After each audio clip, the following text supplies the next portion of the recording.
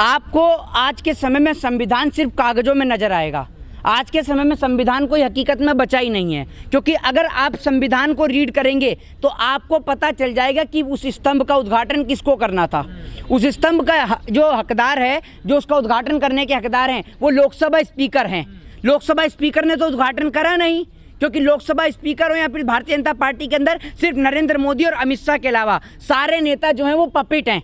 वो कोई बोलने का काम नहीं करते हैं, सिर्फ पपेट हैं वो लोग। जो मोदी जी कहेंगे, जो अमित शाह जी कहेंगे, वही वो लोग काम करेंगे। तो इन लोगों ने संविधान की धज्जियां उड़ाकर रख दी हैं। संविधान इनके लिए कोई मायने नहीं रखता। संविधान सिर्फ आज कागजों के अंदर रह गया है। आप इस देश के अंदर लोकतंत्र की बात करें तो लोकतंत्र भी सिर्फ कागजों के अंदर बचा है, वरना आप बोल के देख लीजिए सरकार के विरोध में, उठा के सीधा जेल में बंद कर देंगे। करा ना, अग्निवीर के लोग जब प्रदर्शन कर रहे थे, लगा दी धारा 144, उनका मुंह बंद कर दिया। किसान के ऊपर किस तरीके से इन्होंने आंसू गैस के गोले छुड़वाए, आप देखते ही हैं। इस देश के अंदर कोई भी व्यक्ति हो, जब हाथरस में उस बेटी के साथ बलात्कार हुआ और विपक्ष के नेता मिलने के लिए जा रहे थे तो उन पे भी लाठी और डंडे खूब बजवाए इन्होंने। अशोक स्तंभ कोई वोट का माध्यम नहीं है। दूसरी बात यह कि अशोक स्तंभ आप देखते हैं कि वो जो है बुद्ध का प्रतीक है, ठीक है ना। तो आप उसमें देखेंगे, जब अशोक स्तंभ के बारे में आप रीड करेंगे देश के संविधान में, कॉन्स्टिट्यूशन में, इसीलिए उसका जो उद्घाटन है वो लोकसभा स्पीकर के द्वारा रखा गया है, ना कि प्रधानमंत्री के द्वारा। उसकी भी कुछ गरिमा है, क्योंकि वो कोई राजनीतिक पद का स्तंभ नहीं है।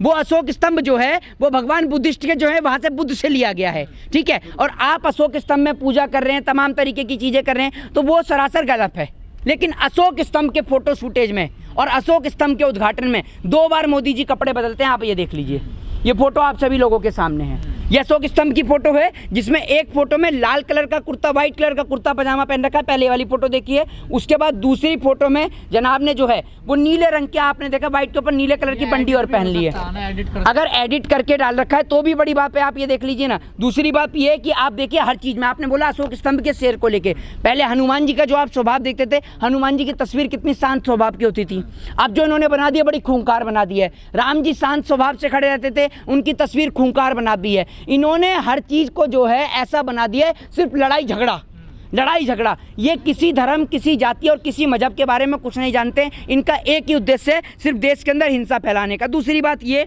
कि अपने हर एक मुद्दों पर ये फेल रहते हैं। अभी अगर मैं हाल ही में बात कर लूँ उदयपुर की, तो मैं आपको बता दूं कि उदयपुर के अंदर जो है, उदयपुर के राजस्थान के अंदर आपने देखा था कन्हैया लाल की जो हत्या हुई थी, उसको लेकर जो है कांग्रेस की सरकार ने वहां पर उनके दोनों परिवार के जो है, उसके जो दोनों बेटे हैं, उनके दोनों बेटों को जो है वो नौकरी ये दी गई है। ये मैं किसी सरकार की तारीफ नहीं कर रहा हूं, मैं आपको बता रहा हूं कि जो हकीकत की हिंदूवादी सरकार है उसमें और नकली हिंदूवादियों में क्या अंतर है, जो अपने आप को हिंदूवादी बता रहे हैं योगी आदित्यनाथ जी।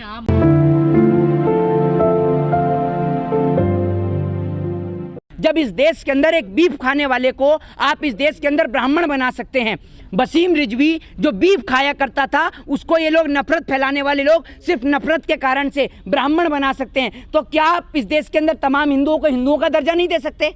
इस सवाल का मुझे आप जवाब दे दीजिए। दूसरी बात नहीं, आप एक मिनट, आप मुझे बता दीजिए, अगर सब लोग हिंदू हैं तो आप मुझे ये बता दीजिए। और आपने बात करी ना कि हिंदुओं की तो हिंदुओं के हित से सरकार है, तो मैं आपको उसी का जवाब दे रहा हूँ और आप ही के तरीके से दे रहा हूँ। आप ये देख लीजिए, राजस्थान में कन्हैया लाल के दोनों बेटों को कांग्रेस ने सरकार के राहत के तहत नौकरी दे दी गई है। एक को कोष कार्यालय उदयपुर में कनिष्ठ सहायक का पद दिया गया है। अब बात कर लेते हैं योगी जी की। योगी जी के राज में जो है वो कमलेश तिवारी के आपने देखा किस तरीके से हत्या हुई।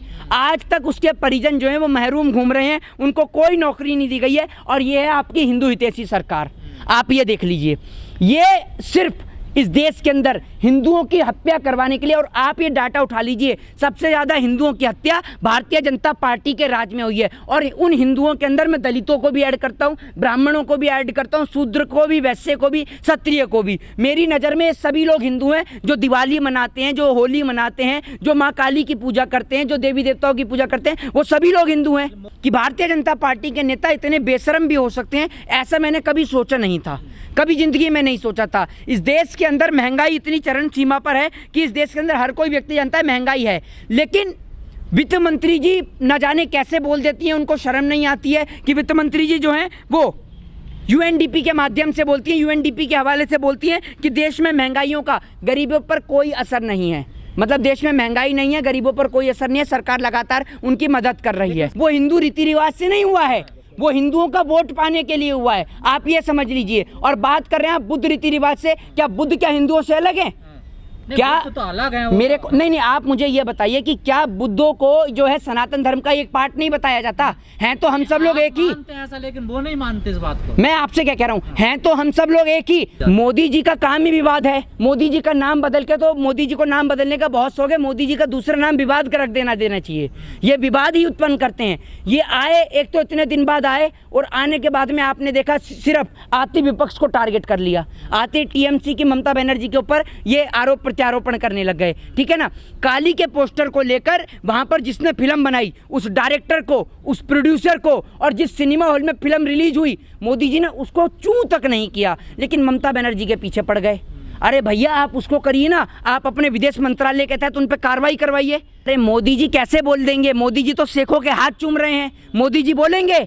मोदी जी सिर्फ इस देश में दंगा करा सकते हैं। मोदी जी और मोदी जी की गैंग, ये गैंग है, सरकार कोई नहीं है। इस देश के अंदर सिर्फ दो लोग हैं जो खा और कमा रहे हैं। दो लोग बेचने वाले ये हैं, मोदी और ये अमित शाह, और खरीदने वाले जो हैं अंबानी और अडानी। इन चार लोगों के अलावा कोई पांचवा आदमी आप बता दीजिए। देश की अर्थव्यवस्था की इस तादाद खराब हो गई है, देश की अर्थव्यवस्था पूरी चौपट हो चुकी है। लेकिन देश की अर्थव्यवस्था को लेकर कोई बात इस देश में नहीं होती है। हमें अपने पड़ोसी मुल्क को लेकर सबक लेना चाहिए, उनसे सबक सीखना चाहिए, लेकिन कोई सबक सीखने को तैयार नहीं है। सेना के जवान को चौकीदार बना दिया आपने, किसान को जो है बंधुआ मजदूर बनाकर रख दिया आपने इस देश के अंदर। जो इस देश में नारा दिया जाता था, जय जवान और जय किसान का नारा, उस जय जवान और जय किसान के नारे पे मोदी जी ने मिट्टी का तेल डालकर उसमें आग लगा दी, और उसकी जगह लिख दिया मरे जवान और मरे किसान। मेरे को कोई फर्क नहीं पड़ता, मैं जापान भी घूमूंगा, मैं अमेरिका भी घूमूंगा, मैं रसिया भी घूमूंगा। रोक सको तो रोक लो, मैं तो शक्तिमान हूं जी। जनता चुन रही है या ईवीएम चुन रहा है, ये सबसे बड़ा अब तक एक वो बना हुआ है। ये सवाल का जवाब आज तक नहीं दे पाया है देश, कि जनता चुन रही है या ईवीएम चुन रही है। ये सबसे बड़ा प्रश्न चिन्ह है। आपको क्या लगता है, ईवीएम से या फिर जनता? ईवीएम से। जनता कैसे चुन लेगी? जनता को आपने बिहार में पीटा, जनता को आपने यूपी के अंदर पीटा। जनता जब इस देश के अंदर सड़क पे आंदोलन करने के लिए उतरी, रोटी के लिए सड़क पे उतरी, तो आपने किसान को पीटा। जब इस देश के अंदर जवान सड़क पे उतरे आंदोलन करने के लिए, आपने जवान को पीटा। तो इस देश के अंदर वोट आपको कौन दे देगा? कौन वोट दे देगा? आपको क्या लगता है इस देश के अंदर वो दलित वोट देगा जिसकी बेटी के साथ बलात्कार हो गया, जिसमें आप कहते हैं, आपकी पार्टी के नेता भी बयान दे देते हैं कि छोटे घर की बेटियां तो बलात्कार के लिए होती हैं? या आपकी नज़र में वो ब्राह्मण इनको वोट दे देगा जिसके परिवार को कुल्हाड़ी से काट दिया गया, जिसकी मां न्यूज़ चैनल पर बैठ के कमलेश तिवारी जैसे परिवार के लोग आपको वोट दे देंगे? ये बता दीजिए आप मुझे, हैं? या क्षत्रिय आपको वोट दे देगा, या आपको शूद्र आपको वोट दे देगा, या वैश्य आपको वोट दे देगा? कौन आपको वोट देगा? आपने किसके लिए काम किया, ये बता दीजिए। हैं? कौन से हिंदुओं के लिए और क्या काम कर दिया? आज आप खड़े होकर मुझे बता दीजिए। सरकार कह रही है कि हिंदुओं के लिए काम कर रहे हैं। अरे कहने को तो मैं आपको ये कह दूं कि मैंने अपनी 50 बीघा जमीन आपके नाम कर दी, आप उसका मुझे पैसा दे दो, तो आप दे देंगे क्या? तो आप मुझे ये तो बता दीजिए कौन सी योजना और किसको योजनाओं का लाभ मिला है, आप मुझे ये बता दीजिए। नहीं पता। तो आप बता दीजिए, आपसे तभी तो पूछ रहा हूँ। अगर मुझे पता होता तो मैं बोलता ही क्यों? अब देखिए ना, कल फिर मोदी जी ने कहा है कि विकास की धारा बह रही है। बीच में खड़े हो तो ये विकास की धारा कहाँ बह रही है? विकास की धारा का तो मुझे पता नहीं, लेकिन विकास जो है डूबता हुआ मेरे पास फोटो है। अच्छा। विकास तो लगातार डूब रहा है, कहीं पानी में डूब रहा है तो कहीं कहीं पे डूब रहा है। कौन से विकास की बात कर रहे हैं आप? मैं तो सिर्फ एक ही विकास को अब तक मैंने देखा, और वो विकास दुबे, जिसका एनकाउंटर हो गया। और कोई भी विकास है क्या इस देश के अंदर? बीजेपी में कोई नया प्रवक्ता आया हो तो विकास मैं समझ नहीं सकता।